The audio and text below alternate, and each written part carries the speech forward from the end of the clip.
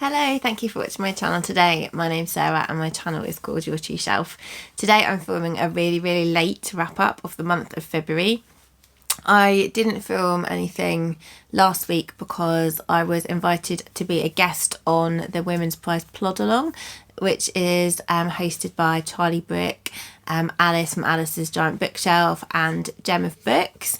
And I will link the video and the channels of those three lovely booktubers down below. But because I was filming the Plodalong and sprints for 2 hours, then I didn't have time to record a video last week. So I am very late in doing this, and I always feel it's a disadvantage when you record a wrap up quite late, because there are definitely things in the books that you've forgotten by the time you go to record your thoughts. And as I always say, every time I do a wrap up, maybe I should record my thoughts as I go, but I never do.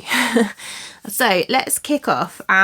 So in February, I took part in Blackathon. I wanted to read just Black authors for the month of February, which I nearly did, but I did, as I had already said I would, I did finish off my Charles Dickens that I was reading that month, and I also read one short story, which was by a non-Black author. But other than that, I read just Black authors in the month of February. So the first book that I read, this is a proof copy, was Pet by Akwaeke Emezi. Of their books, I've only read Freshwater before, which I found difficult to get into, but once I got into it, it was a very good book. And this is my second of their books. So this is a YA book. This is their first YA book. And this is a really interesting book, really unique. And this is about this girl here called Jam, and Jam lives in a town called Lucille, and the residents of Lucille have all been told that there used to be monsters in the town where they live, and the monsters have all been taken care of, they've all gone. And what happens is Jam's parents, like her mum is an artist, and her mum makes this painting of this something that looks like a monster. It has like horns, it has glass, it has feathers, and Jam goes in to look at the picture, and she accidentally like cuts her finger on one of the pieces of glass in the picture, and then this monster comes to life and is called Pet. Pet's not an actual monster. Pet is like a monster hunter, but obviously I'm using the word monster because Pet looks like a monster. So anyway, so Pet is then saying that there are still monsters left in the town of Lucille, and that Pet needs to go and hunt the monster, and he or she, I'm not sure of the gender of Pet, wants Jam to come with them and try and find the monster who's living in her next door neighbour's house. And basically a monster isn't like actual sort of alien type monsters. A monster means someone who does bad things, and there's somebody who does bad things living next door to Jam in the house where her best friend lives, basically, and they have to go and uncover what horrible dark thing is hiding in the house. And it was really good. I really liked this. I really liked the use of metaphor. I liked the talk about gender and about people who do like horrendous things, and about the creativity in the book. And I just think that Akwaeke Emezi is such a unique storyteller. Their work so far is just unlike anything I've ever read before.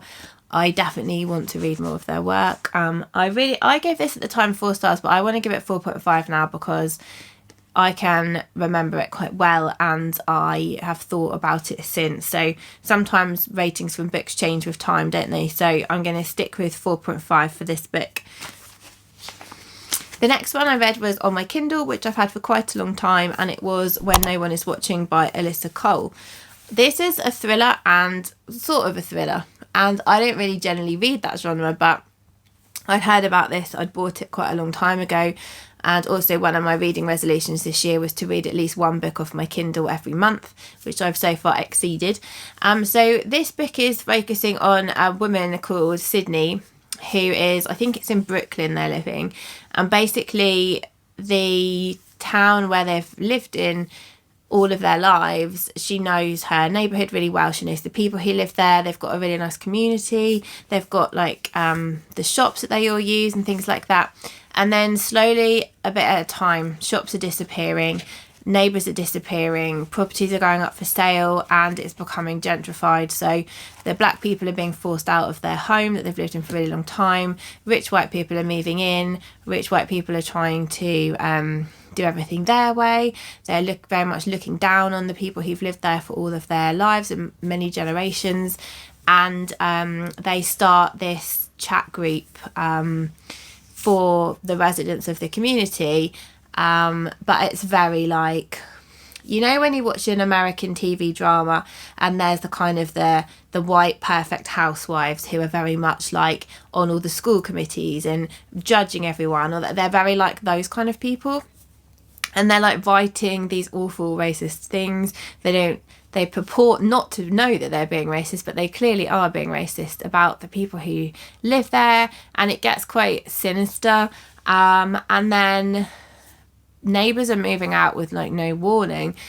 And Sydney wants to do like a walking tour of their neighbourhood to make sure that the history of the people who live there isn't being erased, and that actually when there's walking tours, they're not just talking about the white history of the area, they're talking about from the people who know the area, who live in the area, whose family's been in the area. They want it to be like, she wants it to be from that perspective.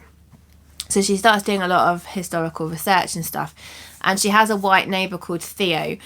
And Theo and her sort of make friends, and Theo wants to help her with her walking tour idea, and she doesn't really know if she can trust him. And like I say, people are moving out, or are they disappearing? And it becomes quite a sinister tale of corporate white greed, basically. But it was good. I gave it 4 stars. I did really enjoy it. I found it quite compelling to keep reading it. It hasn't stayed with me a ton, but I think it's still a really enjoyable read, and it obviously covers important topics like gentrification and whitewashing and stuff like that. So I did really definitely enjoy it. After that, I read a book that I've had on my TBR for a little while now. And this is Punching the Air by Ibi Zoboi and Yusef Salaam. So this book was beautiful. The cover, look at the cover. The cover is stunning. This is written in verse. So it's all written like this. And there is artwork throughout. Like, for instance, sometimes there's just some patterns on the page, or sometimes there's actual drawings on the page. This is a novel about a boy called Amal Shahid, and he is an artist and a poet, and he basically is hanging out in his neighbourhood with his friends, and it's kind of a bit like what's happening in Where No One Is Watching, the last book I just talked about, where there's like becoming like this line in the neighbourhood of like black people who've lived there for a long time and white people who are encroaching onto their neighbourhood. And him and his friends go to a skate park, which is now in the kind of the white side of the neighbourhood. And the white boys are basically being really racist, and Amal throws a punch to one of these boys. He doesn't really do anything more than throw the punch, but then it escalates into this big fight. And then one of the white boys, who I think was sort of like the leader of the whole problem, he gets injured and is unconscious in hospital, and Amal is dragged off to prison. And basically it's about the sort of the racism and corruption in the law system, and also how Amal is this really talented, gifted boy, young man, and his talent is just being oppressed by being in this prison system. He's trying to express himself. It's about the impact of everything on his family, his community, and one of the really interesting things in this book is that, so Ibi Zoboi wrote the book in the main part, but Yusef Salaam is one of the exonerated 5. So there's a documentary film about this, or a mini-series called When They See Us, and it's about the Exonerated Five, who are a group of 5 black boys who were put into prison for, I can't remember if it was rape or murder of a white woman in a park, and they had literally nothing to do with it, and they were just rounded up and put into prison, and they were in prison for quite a long time. And I really want to watch that miniseries even more now, and I know that Oprah's also done an interview with the Exonerated Five, so I'd like to watch that after I've watched the documentary. So this is a really powerful, beautiful book, and YA, I think I said YA, but I'd really recommend this one as well. I gave that 4.5 stars. Then I finished my Dickens. So as I say every month, and I will be saying every month for some time, I'm taking part in the Mega Dickens read along that is hosted by Katie from Books and Things, and the book for the months of, I think it was January and February, was Nickleby, which is a big old boy, like most of Dickens's work. This is my least favourite Dickens that I've read so far. So the first one we read was the Pickwick Papers, then we read Oliver Twist, then we read Nickleby, and this one was my least favourite. We are following Nickleby, surprisingly enough, who is a young man who he lives with his mum and his sister. The father has died, and the father's brother, Ralph Nickleby, he is appealed to for help because mum and 2 children doesn't really work financially in Victorian times, and Ralph gets Nicholas a job in a school in Yorkshire called Dotheboys School with this horrible man who's running the school, who is just so abusive to all the boys and treats them absolutely terribly. So Nicholas becomes a teacher there, and his sister becomes a seamstress, and it's basically about the sort of tragedies that befall them, about the triumph of good over evil, the kind of usual sort of thread throughout. There's all of the kind of so Ralph Nickleby is a real villain in the story, and the reasons that I didn't like this as much was because Nickleby doesn't really feel fleshed out as a character. He's the protagonist, but he's not well fleshed out. He's not a character that we even get to know hugely throughout the book. There are, as usual, the villains are more fleshed out in this Dickens book, and the female characters weren't very strong. There were some really lovely characters in the book, but there were also, I thought, quite a lot of bits that could have been edited out, which didn't need to be in here and wouldn't have made any impact on the story. So I'm not going to spend a long time talking about it, but I gave that one 3 stars. I think it would be a 2.5 to 3 stars, this one. I then wanted a bit of a palette cleanser on the audio front before I moved on after Dickens. So what I did was, on Audible for free was Movie Star by Jessica Simpson, which she reads. It's an audio very short story. I think it's like 50 minutes long or something. And if you remember back a couple of years ago, if you've been around for that long, I read Jessica Simpson's memoir, and it was absolutely wonderful. I loved it so much. So I thought I'll give this short story a try.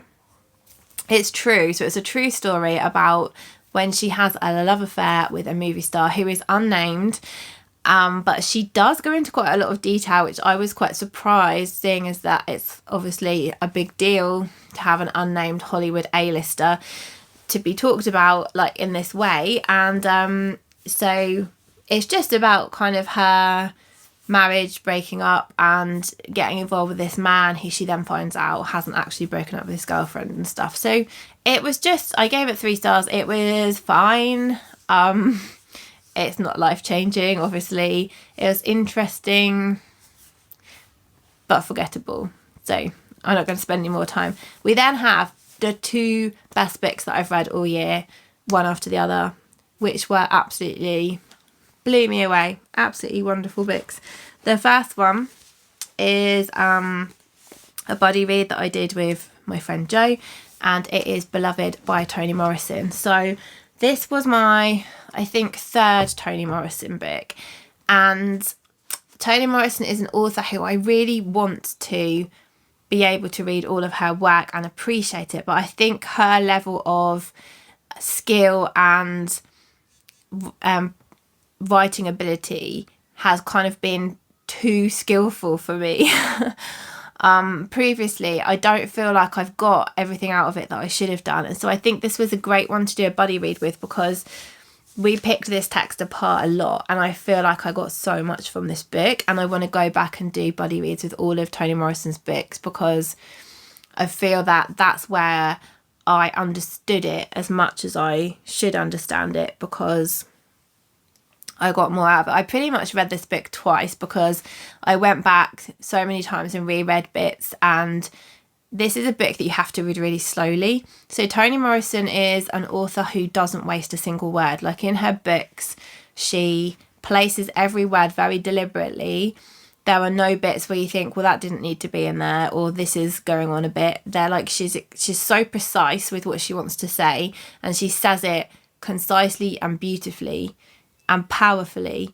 And so I think going back and really like studying it makes you get the most out of it like that. I think you definitely can't skim read this quickly. Like, I think this book's not very long, so this book is only, how many pages? 275, and I think it took us about 2 weeks to read it, because we were reading it really carefully. And this book is about, our main character is called Setha. Setha was a slave who has escaped from slavery, and she worked on a plantation called Sweet Home, and there were other slaves who were at the plantation, but the group of them, one of them managed to get her freedom bought for her.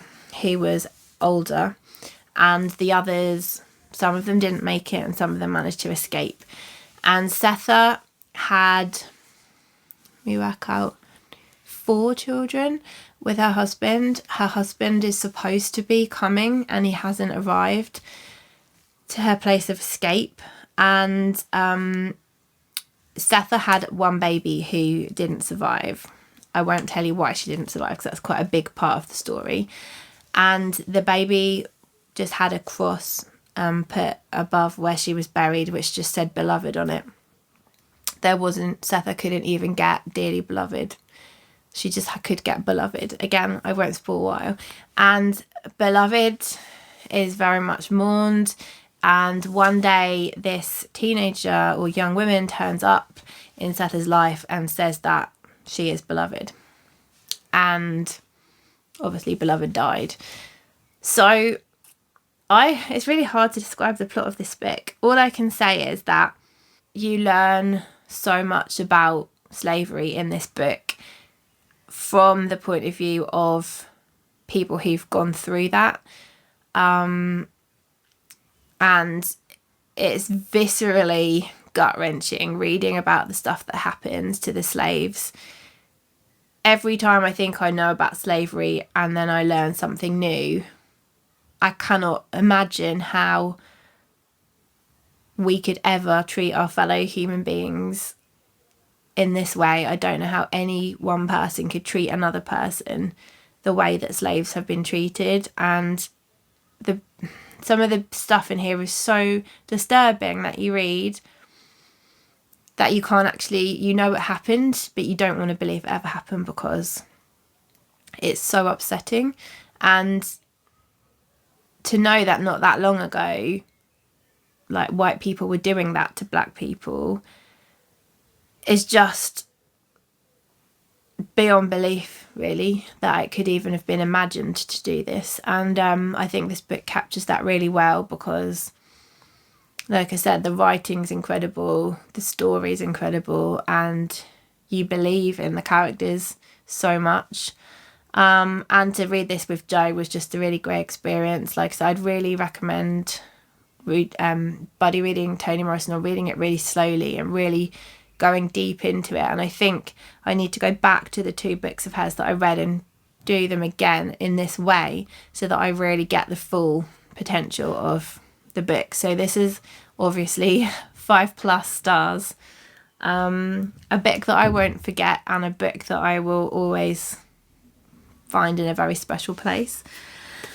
And then the last book that I read in the month of February is Nightcalling by Leila Mottley, which I held in very high esteem as well.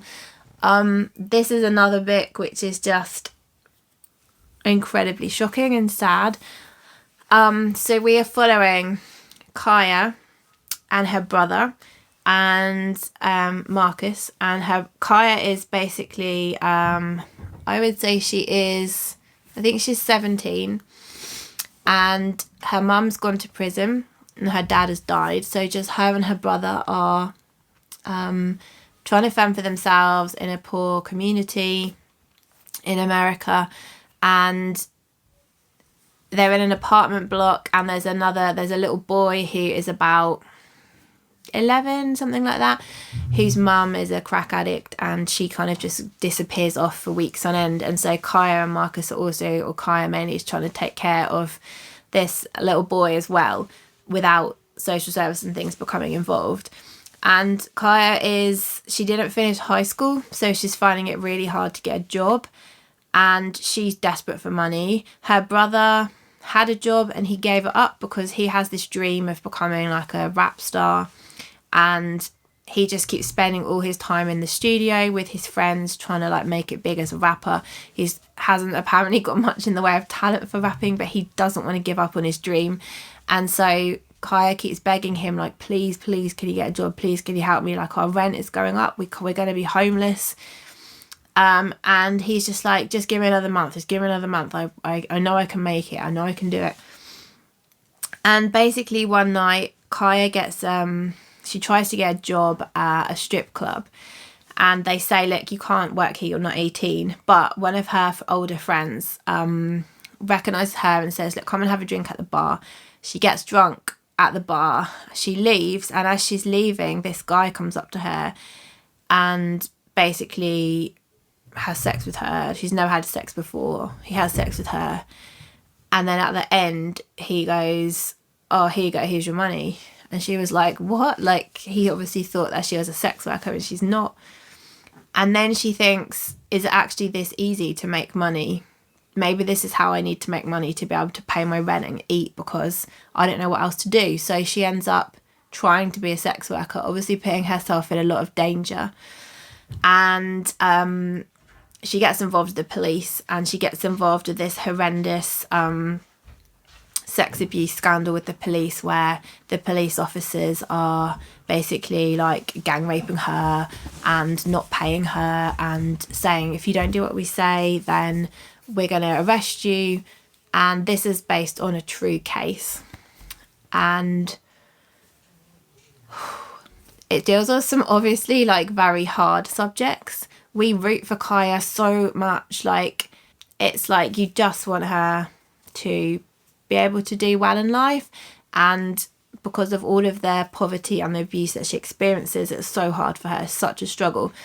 And this book, I am so disappointed this isn't on the Women's Prize for Fiction, because so far this would definitely be the top book that I've read out of the Women's Prize books, and so I'm gutted that it isn't on the Women's Prize list. But it's a hugely powerful, hard-hitting, based on a true story book, which I can't speak highly enough of. And I will be reading whatever this author puts out, because this is amazing.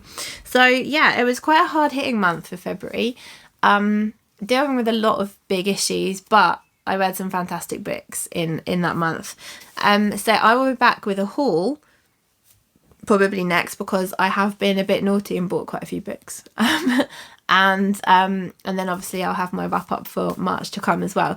So anyway, tell me what you've been reading. Tell me if you've read any of those books. Tell me if you have, what you thought of them, and what you're enjoying at the moment. And I hope you have a lovely week, and I'll speak to you all soon. Bye.